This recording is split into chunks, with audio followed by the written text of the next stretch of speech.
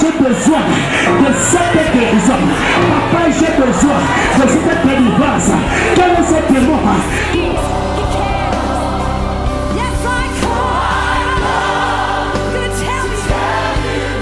Il a donné au Fils d'avoir la vie en lui-même. Et Jésus étant le Fils de Dieu, cela implique qu'il est égal à Dieu. La Bible dit qu'il était égal à Dieu et il est descendu sur la terre. Amen. Et toi aujourd'hui tu es aussi fils de Dieu. Ouvre ta Bible dans 1 Jean chapitre 5 verset 11 à 13, voire même jusqu'à 16. Est-ce que tu as ta Bible avec toi? Ouvre ta Bible dans 1 Jean 5 à partir du verset 13. On va passer à partir du verset 11 même. Est-ce que tu es là? Faisons rapidement, le temps nous tient à la gorge. Le temps nous tient à la gorge. Tu es là? Tiens-toi sur tes pieds pour honorer le discours du roi.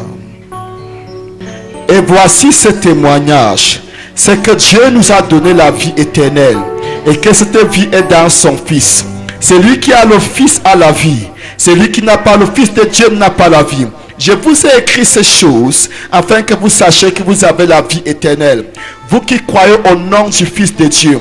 Nous avons auprès de lui cette assurance que si nous demandons quelque chose selon sa volonté, il nous écoute. Et si nous savons qu'il nous écoute, nous savons que nous possédons la chose que nous lui avons demandé, quelle qu'elle soit. Si quelqu'un voit son frère commettre un péché qui ne mène pas à la mort, qu'il prie et Dieu donnera la vie à ses frères. Et il la donnera à ceux qui commettent un péché qui ne mène pas à la mort. Il y a un péché qui mène à la mort. Ce n'est pas pour ce péché-là que je dis de prier. Toute iniquité est un péché. Et il y a un tel péché qui ne mène pas à la mort. Alléluia. En Saint Jean, je disais l'autre jour, l'évangile de Jean a été écrit afin que l'on puisse croire. Et 1 Jean a été écrit afin que nous sachions que nous avons la vie éternelle. Quand tu acceptes l'évangile de Jésus-Christ, quand tu as le Fils de Dieu à l'intérieur de toi, Saint Jean nous fait comprendre que automatiquement tu as la vie éternelle. Parce que la vie éternelle se trouve dans le Fils de Dieu. Celui qui a le Fils a la vie. Celui qui n'a pas le Fils de Dieu n'a pas la vie. Il n'est pas possible d'avoir la vie sans la personne du Fils de Dieu. Je vous ai fait comprendre l'autre jour que la vie éternelle dont il est question, il s'agit de la vie même de Dieu.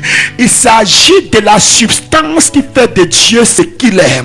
Et quiconque a le Fils de Dieu a cette même substance à l'intérieur de lui. Et je faisais comprendre encore ceci. Adam n'a pas eu le privilège d'avoir cette vie en lui. Abraham n'a pas eu le privilège d'avoir cette vie en lui. Aucun saint de l'Ancien Testament, que ce soit même Élie qui n'a pas connu la mort, que ce soit Enoch qui n'a pas connu la mort, tous ceux qui sont nés avant la mort et la résurrection de Christ n'ont pas eu le privilège d'avoir la vie de Dieu en eux. Est-ce que je parle à toi? Mais toi, tu as cette vie à l'intérieur de toi. Ça m'étonne souvent quand nous prions. On dit, oh Seigneur, si j'étais comme Adam, chez qui tu venais chaque soir rendre visite. Si j'étais comme Moïse, chez qui tu parlais face à face, je devais être très fier. Si j'étais comme Jérémie, si j'étais comme Esaïe, écoute-moi très bien.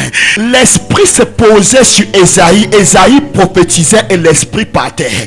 L'esprit reposait sur Gédéon, il faisait des miracles et l'esprit repartait. L'esprit reposait sur Samson, il faisait des miracles et l'esprit partait. Mais pour ce qui te concerne, pour ce qui me concerne, la Bible dit que ton corps, mon corps est la demeure de Dieu. Tu es le temple du Dieu 3 fois saint. Dieu ne vient pas en toi pour prépartir, mais la Bible dit que l'esprit qui viendra en vous demeurera éternellement avec vous. N'est-ce pas, je parle à toi? Dieu venait le soir parler à Adam. Mais pour ce qui te concerne, Dieu te parle depuis l'intérieur. Pas juste le soir. Dieu te parle quand tu marches. Dieu te parle quand tu es couché. Dieu te parle quand tu es dans ton bureau. Dieu te parle quand tu es dans ton lieu d'affaires.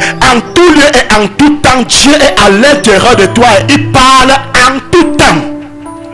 I don't know if I'm talking to somebody this morning.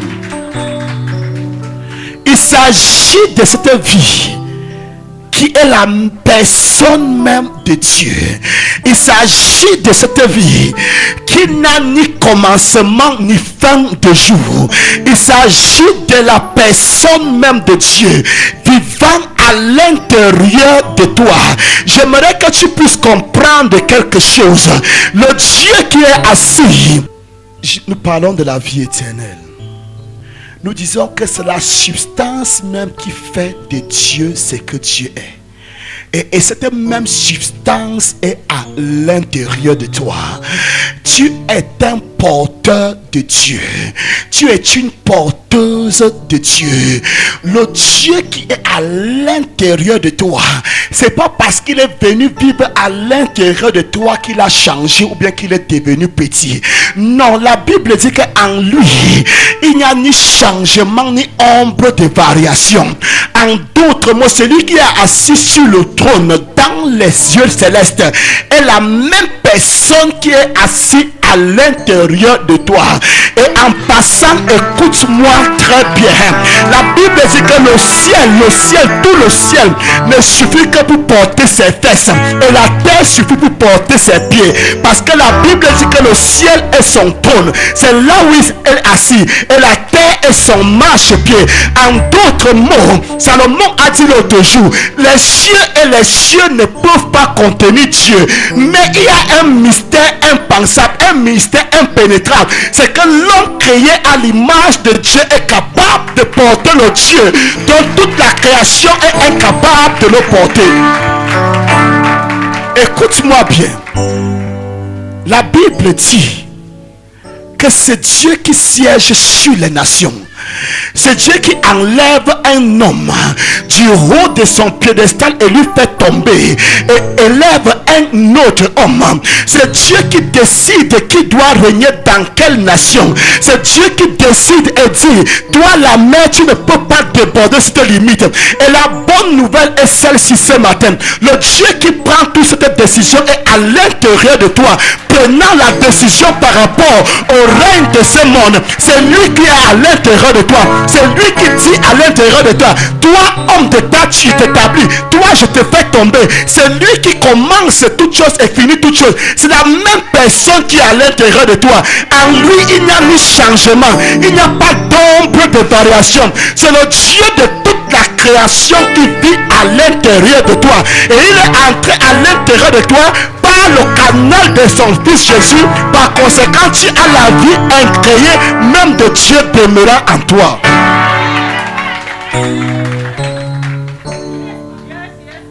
Il a dit, je leur donnerai la vie éternelle et ils ne périront jamais.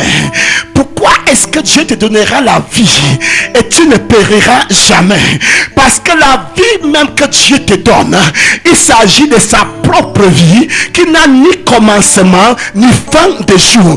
Parce que tu as la vie de Dieu à l'intérieur de toi, tu ne périras jamais. C'est la raison pour laquelle il a dit à Marthe l'autre jour, c'est lui qui croit en moi, même s'il meurt, il revivra. Et celui qui vit et croit en moi, il ne mourra jamais. Pourquoi? Parce que la vie même de ma personne est à l'intérieur de cette personne.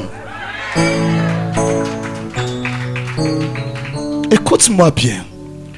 Saint Jean dit ceci dans 1 Jean. Je vous ai écrit ces choses afin que vous sachiez que vous avez la vie éternelle. En d'autres mots, je vous ai écrit ces choses pour que vous sachiez que vous n'allez jamais mourir. Est-ce que je parle à quelqu'un ce matin? Je vous ai écrit ces choses pour que vous ayez l'assurance que vous êtes sauvés. Je m'étonne de ce que la religion enseigne.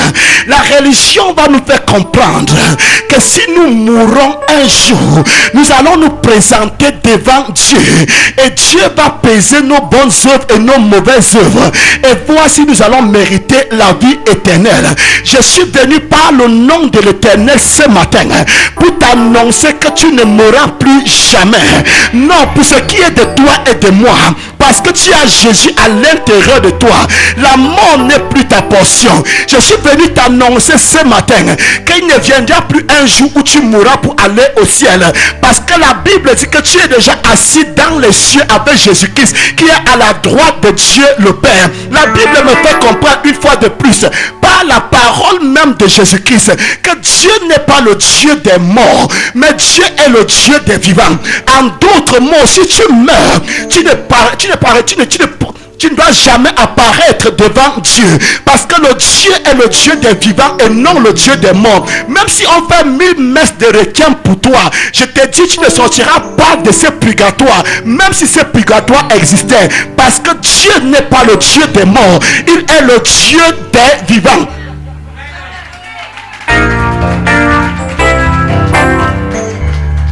Est-ce que je parle à toi ce matin? Dieu n'est pas le Dieu des morts. Peu importe combien de messes l'on fera pour toi après ta mort, parce que tu es déjà mort. Il est écrit, il est donné à l'homme de mourir une seule fois, après quoi vient le jugement. Mais la bonne nouvelle de Dieu ce matin, c'est que si tu acceptes le Fils de Dieu à l'intérieur de toi, si à jamais tu n'as pas ce Fils de Dieu, tu as la vie éternelle. Il ne s'agit pas du futur, il s'agit du présent. La vie éternelle, disait Saint Jean, est qu'ils te connaissent, toi le seul vrai Dieu.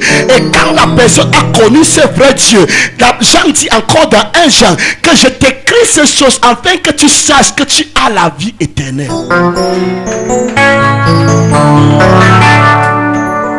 J'aimerais que quelqu'un puisse comprendre quelque chose. Dans la tradition gréco-romaine qui gouvernait le monde au temps de Jésus-Christ, quand on t'appelait le fils d'une personne, c'est ça veut dire que tu étais égal à la personne. À cette époque-là, il y avait l'esclavage. Et il y avait beaucoup de maîtres d'esclaves qui faisaient les enfants même avec leurs esclaves et avec leurs concubines. Ainsi donc, pour que tu puisses être le fils d'une personne, bien que tu sois biologiquement né de la personne, il fallait une cérémonie appelée cérémonie d'intronisation de fils, où ton père biologique t'adoptait encore comme si tu étais un fils adoptif et te déclarait devant un tribunal que à compter de ce jour, tel est mon fils. Et quand une telle déclaration était faite, on mettait l'anneau de ton père entre le doigt. Et quand tu avais cet anneau entre le doigt, quand tu parlais quelque chose, c'était comme si ton père avait parlé et les serviteurs obéissaient. Et Dieu m'a fait comprendre dans sa parole que tu es son fils adopté par lui-même. Et il a mis sa bague entre tes doigts. Si tu parles, j'ai parlé. Si tu refuses, j'ai refusé. C'est pourquoi il a dit, Pierre, tout ce que vous lirez sur la terre sera lié dans les cieux. Tout ce que vous délirez sur la terre sera délié dans les cieux. Je ne sais pas pourquoi tu vis encore dans la peur.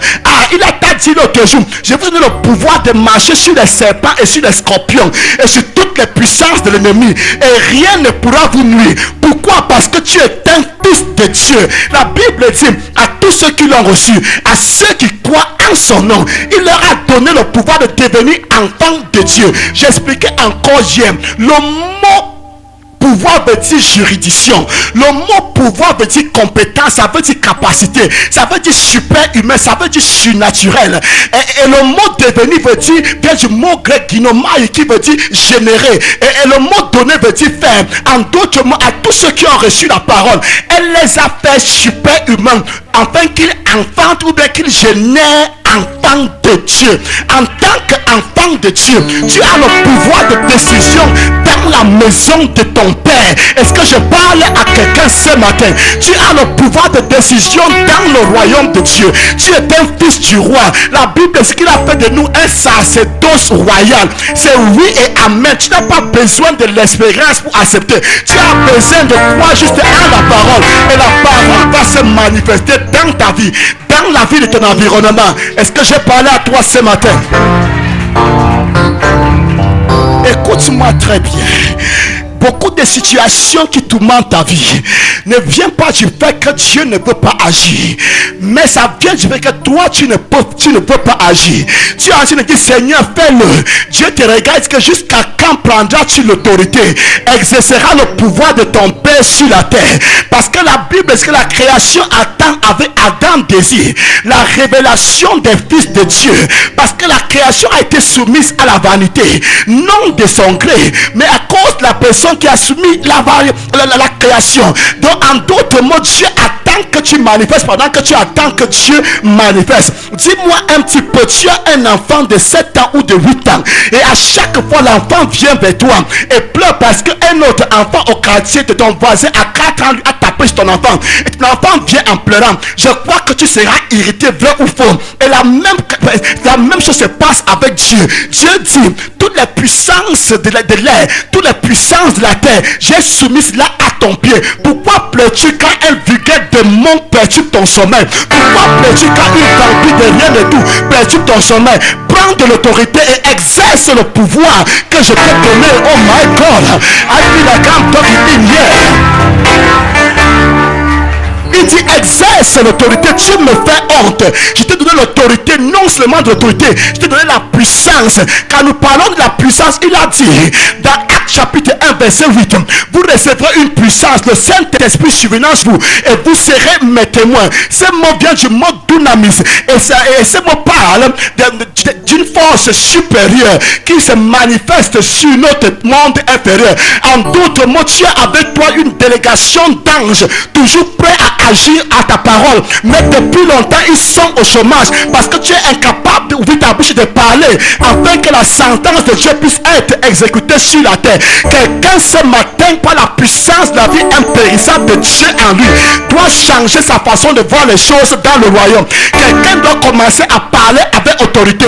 Quelqu'un doit commencer à parler avec assurance. Le pouvoir est sur tes lèvres.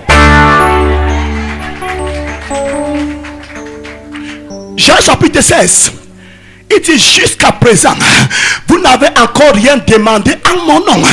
Demandez afin que cela vous soit donné et que votre joie soit parfaite. En d'autres mots, Dieu s'étonne que tu as l'autorité, tu as la puissance, mais jusqu'en ce moment, tu ne demandes pas, tu n'appelles pas à l'existence des choses que tu as besoin. Jusqu'à quand me feras-tu honte devant les principautés, les puissances? Quelqu'un devrait se lever du Seigneur, assez c'est assez. Tu ne dois plus te faire honte. Mais la maladie qui est en moi, de la tête jusqu'à la plante de pied, sois maudit et libère mon corps. Parce que ce corps est le temple du Saint-Esprit. Ce corps est la demeure de Dieu. Ce corps est la présence même de Dieu. Tu n'as pas le droit de vivre dans ce corps. Nous parlons de la vie éternelle. Nous parlons de la vie même de Dieu. Si Jésus étant sur la terre n'a jamais connu le mal de tête, pourquoi dois-tu être malade quand tu as la même vie que Jésus avait? Si Jésus n'a pas connu les insomnies, pourquoi dois-tu avoir les insomnies quand tu as la même vie en lui? La Bible me fait comprendre que quand il est entré dans le temple, les démons se sont mis à crier et à sortir hors des corps. Pourquoi aujourd'hui je dois retirer ma cravate avant de chasser les démons? Non, quelque chose ne va pas. Quelqu'un doit revenir à la raison. Celui qui a l'autorité ne coule pas la sueur. Celui qui a l'autorité parle et les autres obéissent. Oh my God, I feel it here. Le mot pouvoir, elle a donné le pouvoir, veut dire une puissance dont le commandement et la volonté doivent être obéis par les autres. C'est de ça que Dieu t'a fait. Jésus a même dit, je crois c'est dans 27, il dit en ce jour-là, vous demanderez en mon nom. Je ne vous dis pas que je prierai le Père pour vous, mais tout ce que vous demanderez au Père en mon nom, il va vous le donner. Quelqu'un doit avoir une sainte colère en lui et comprendre qu'il ne s'agit pas de Dieu, mais il s'agit de toi et de toi-même. Si tu n'as pas ce miracle, c'est parce que tu n'as pas appelé ce miracle à l'existence. La vie et la mort sont au pouvoir de la langue, dit Salomon. Quelqu'un doit comprendre ce matin qu'il est fils de Dieu, et en tant que fils de Dieu, il a pouvoir de décision dans le royaume de Dieu. Est-ce que je parle à quelqu'un ce matin? Est-ce que je parle à quelqu'un ce matin? Non, tu es un fils de Dieu. Oui, tu es un fils de Dieu. Tu es une fille de Dieu. Ah, Dieu vit à l'intérieur de toi. Celui qui siège dans les lieux célestes est à l'intérieur de toi-même. La grande difficulté que tu as en ce moment, c'est que pendant longtemps, on t'a enseigné la religion. L'on t'a fait comprendre que tu iras un jour au ciel. Mais la réalité est celle-ci. En tant que citoyen céleste, tu es déjà dans les cieux. Tu es l'ambassadeur du ciel vivant sur la terre. Pendant que tu bouges, le ciel bouge avec toi. Pendant que tu te couches, le ciel se couche avec toi. Si tu veux le comprendre, va un petit peu attaquer l'ambassade des États-Unis à Yaoundé. Et toi-même, tu auras à regretter. Même ton chef d'État aura à regretter. Parce que l'ambassade des États-Unis à Yaoundé représente les États-Unis au Cameroun. Et j'annonce à toi, assis sous le son de ma voix, tu représentes le ciel dans ta famille. Tu représentes le ciel dans ton lieu de travail. Tu représentes le ciel pendant que tu voyages. Tu représentes le ciel dans ton lieu d'affaires. En tout lieu et en tout temps, le ciel est avec toi. Ta présence est le ciel en mouvement.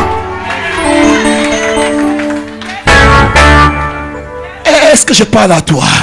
Est-ce que c'est à toi que je parle? Non, quand tu fais un pas, le ciel fait le pas. Quand tu te couches, le ciel se couche. Quand tu te lèves, le ciel se lève. Écoute-moi bien, écoute-moi bien. Le mot mandat vient du mot latin mandus. Et ce mot veut dire donner une main d'association. Dans le monde antique, lorsqu'un roi envoyait un général ou bien un délégué, il remettait entre ses mains son bâton de commandement. Et quand il lui donnait ce bâton de commandement, cet homme, ce général, ce délégué était investi de toute la puissance de ce roi. Alors quiconque désobéissait à ce délégué ou bien à ce général avait désobéi au roi qui a envoyé cet homme. Est-ce que je parle à quelqu'un ce matin?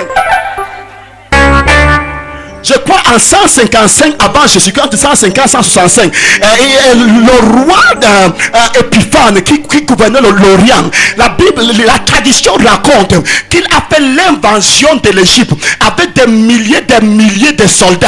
Et Rome était au courant de son invasion. Et Rome a envoyé un délégué auprès de cet homme, un émissaire. Il s'appelait Populus. Populus a rencontré le roi de la Syrie. Et il a fait comprendre, ils ont d'abord bavardé parce que les deux se connaissent dans le passé.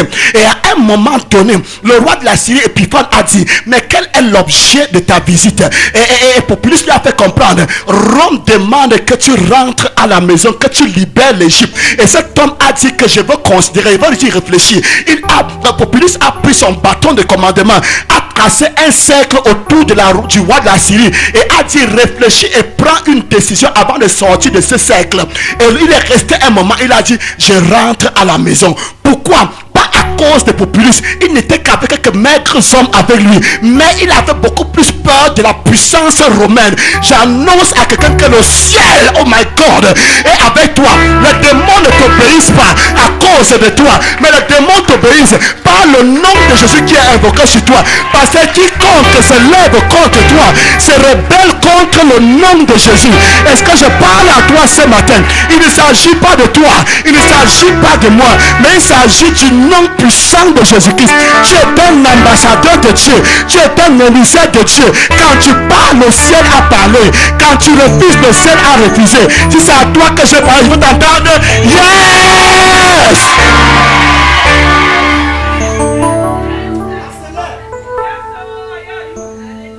Oh pasteur, je ne parviens pas à dormir. Les mêmes hiboux qui sont venus, les mêmes hiboux, les mêmes rats. Une autre personne m'a dit hier que chaque fois il y a une souris qui apparaît. La souris c'est quoi? Il y a des gens qui mangent la souris, peut-être que je ne connais pas. Est-ce que je parle à toi? Non, tu es un fils du roi. Oh, tu es le fils du roi des rois. La puissance céleste est investie sur toi. La puissance de Dieu est sur toi. Les anges sont constamment avec toi. Et ils sont supérieurs en nombre. Ils sont plus que les démons. Quand il y a un ange, il y a 2 démons. Tu es toujours en supériorité numérique. Et tu as l'autorité même de Dieu avec toi. Quand tu parles, le ciel a parlé. Il a dit que les princes seront tes nourrices. Et leurs nourriciers. Et leurs princesses te nourrissent. Ils se prosterneront devant toi la face contre terre. Et lécheront la poussière de tes pieds. Il dit que si le malin vient, il ne t'atteindra pas. Parce que Dieu est avec toi.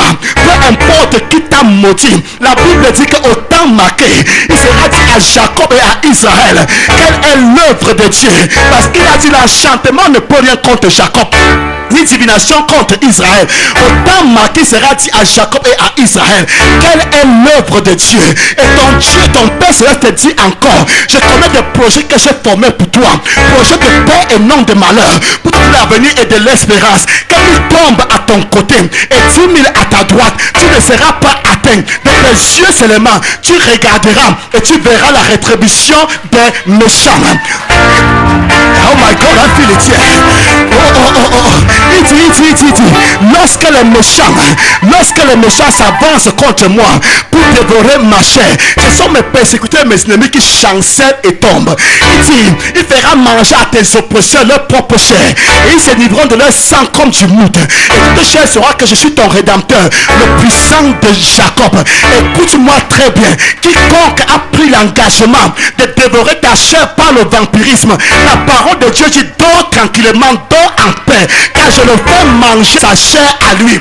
Quiconque décide de boire ton sang, la parole de Dieu dit, non, ne t'ennuie pas. Pendant que tu te couches, le sommeil des justes est doux. Couche-toi en paix. Le psalmiste a dit, je me couche et je dors en paix, car toi, Seigneur éternel, tu me donnes la sécurité dans ma demeure. Couche-toi en paix et Dieu le fera boire son sang à lui.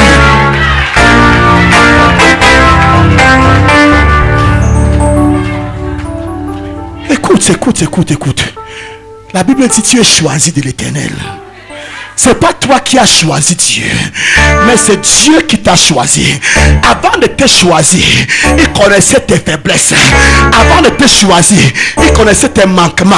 Ça ne dépend pas de ta justice, mais ça dépend du choix que Dieu a fait pour ce qui te concerne. Il dit, j'ai aimé Jacob, j'ai haï Ésaü. Jacob était un escroc, Jacob était un supplanteur, mais il a plu à Dieu de l'aimer et de détester Ésaü. Et j'annonce encore à toi ce matin, le choix de Dieu est sur ta vie. La main de Dieu est sur ta vie. Ça ne dépend pas de toi, mais ça dépend de lui. Écoute, je vais finir avec ceci.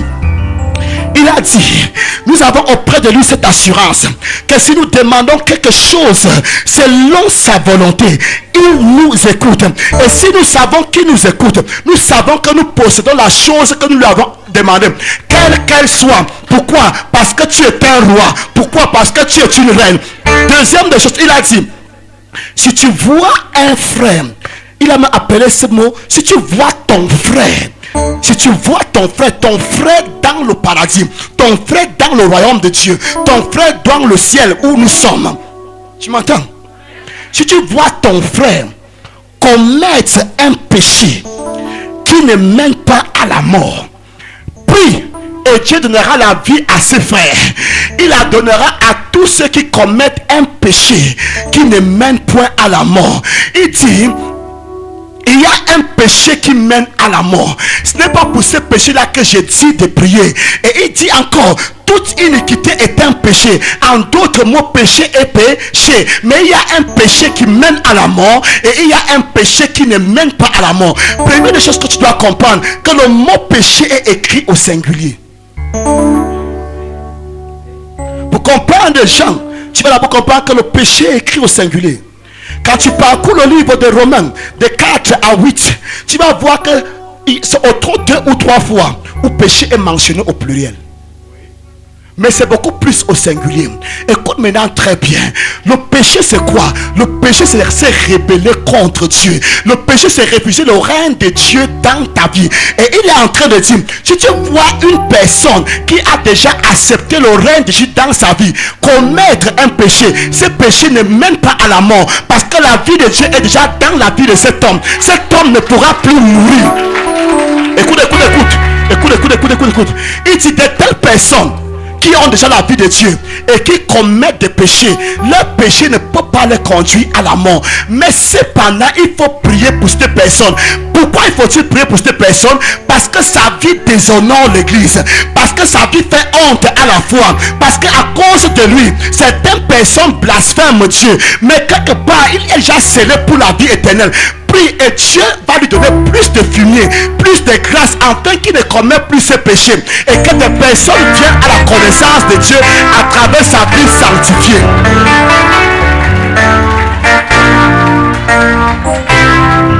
Qu'est-ce que tu es en train de te dire? La vie qui est en toi ne peut plus jamais périr.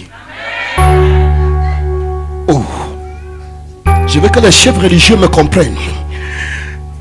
Dans Corinthiens, il y avait un homme qui vivait maritalement avec la femme de son père.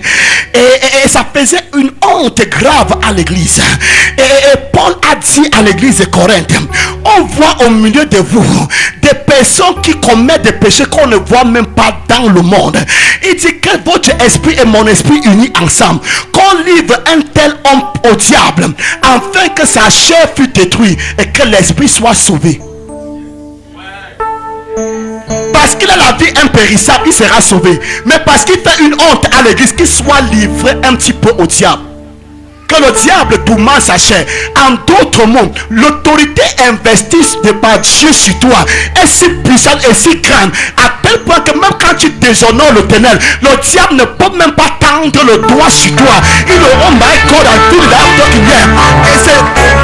Le diable est incapable de s'approcher de cette autorité jusqu'à ce que Dieu ou l'église te livre entre les mains du diable. Il n'a pas pouvoir sur toi. Écoute-moi bien. Zacharie chapitre 3. La Bible dit, le grand prêtre Josué, ça veut dire le représentant de Dieu à son époque. Parce qu'en ce moment, l'esprit reposait seulement sur le grand prêtre, sur le prophète et sur le roi. Donc la personne même qui représentait Dieu était pécheur. Le péché était sur lui. Et il a apparu devant Dieu. Satan a apparu. Il a dit, cet homme a péché. J'ai le droit de le frapper. Et Dieu a dit, non. Celui-ci est un tison sorti du feu. Tu ne peux pas le toucher. Et il a demandé qu'on change son vêtement. Qu'on enlève le vêtement du péché. Et qu'on le revêt du vêtement de la justice. Et il a dit maintenant, quand Satan est parti, écoute-moi Josué, ce que cet homme vient de dire est vrai. Mais je ne permets pas à un intrus d'entrer dans ma famille. C'est pourquoi je l'ai mise dehors. Mais écoute. Tu ne sais pas ce qui est précieux de ce qui est vil. Je te donnerai accès au milieu de ceux-ci. En d'autres mots, je te donnerai accès au milieu des anges. Ce que tu vas dire va s'accomplir. Écoute-moi très bien. Quand tu pèches contre Dieu, tu bloques ta bénédiction. Tu ne peux pas évoluer. Tu ne peux pas prospérer. Mais il y a une chose que tu dois comprendre. Le péché contre Dieu est une affaire de famille. Le diable n'a rien à faire là-dedans.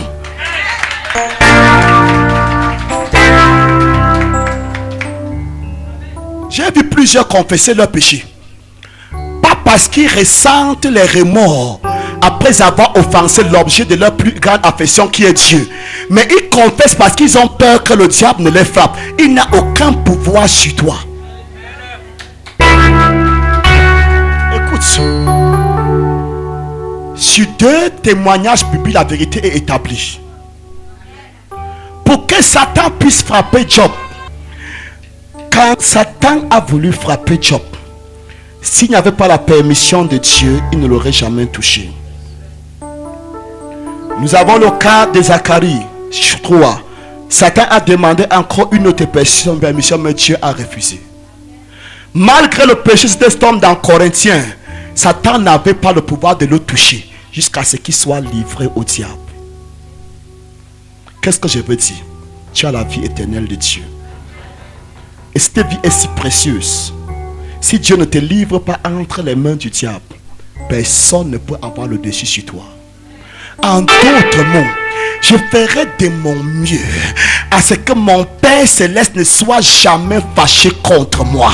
En d'autres mots, je ferai en sorte qu'à chaque fois, à chaque moment, je puisse réjouir le cœur de mon Père qui est dans les cieux. Il dit que vos bonnes œuvres luisent devant les hommes afin qu'ils glorifient votre Père qui est là dans les cieux. Plus tes œuvres le glorifient, plus il t'apprécie, plus ta bénédiction est répandue. Écoute-moi bien, nous ne servons pas Dieu parce que nous avons peur du diable. Non, non, non, non. Nous servons Dieu parce que nous aimons Dieu. Il dit l'amour de Dieu est répandu dans vos cœurs par le Saint-Esprit. Écoute, je vais me répéter. Jésus n'a jamais demandé à quelqu'un de confesser ses péchés avant de le guérir. Lis ta Bible. Lis tous les évangiles. Non. Mais quand il te guérissait, il te disait, va et ne pêche plus. Dieu ne te conditionne pas pour l'aimer, mais il t'aime pour que tu le réponds avec amour aussi. Je ne sais pas si je parle à quelqu'un. Est-ce que Jésus savait que parmi les 10 lépreux, un seul devait rentrer et rendre grâce? Oui, il le savait. Il savait que 9 seront ingrats, mais il a fait ce qu'il devait faire. Et j'ai entendu Jésus dire à quelqu'un, il ne faut pas aider les gens parce qu'ils sont gentils. Fais-le parce que toi tu es gentil. Si tu attends le retour, tu risqueras de perdre beaucoup de temps.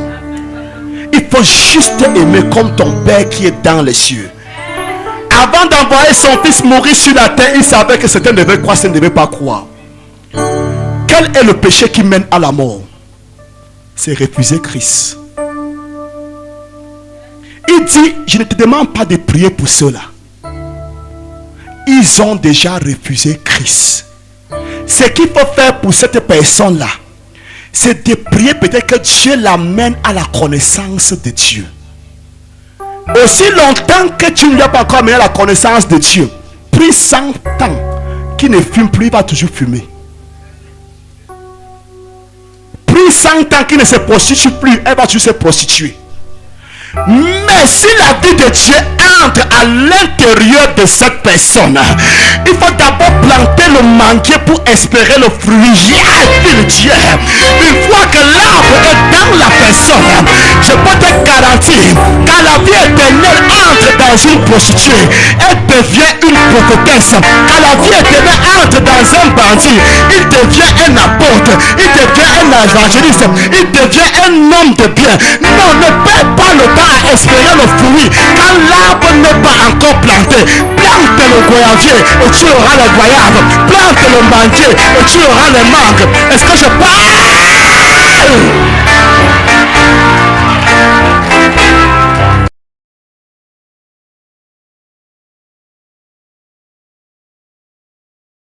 Papa, j'ai besoin de cette guérison.